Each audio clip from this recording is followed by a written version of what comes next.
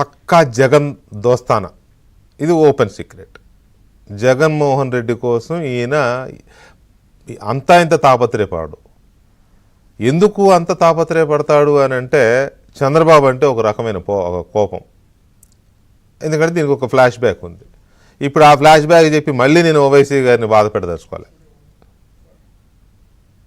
అది కొంచెం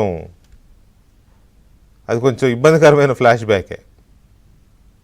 చంద్రబాబు ముఖ్యమంత్రిగా ఉన్నప్పుడు ఏం జరిగిందనే విషయంలో అది చెప్పి ఇప్పుడు నేను మళ్ళీ గుర్తు చేయదలుచుకో. అది ఎందుకంటే ఇదంతా ఎందుకు చెప్పాల్సి వస్తుందంటే, దేశంలో వక్ఫ్ చట్టానికి సవరణ చేయాలని ప్రస్తుత కేంద్ర ప్రభుత్వం ఒక బిల్లును తీసుకొచ్చింది. ఆ బిల్లు పట్ల ముస్లింల్లో వ్యతిరేకత ఉంది.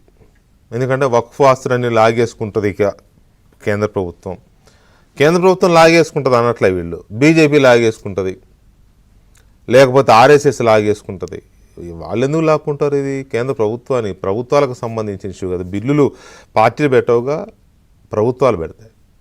కానీ బీజేపీ లాక్కుంటుంది, లేకపోతే ఆర్ఎస్ఎస్ లాక్కుంటుంది, హిందువులు లాగేసుకుంటారు అని ఈ రకమైన ఒక వ్యతిరేకతని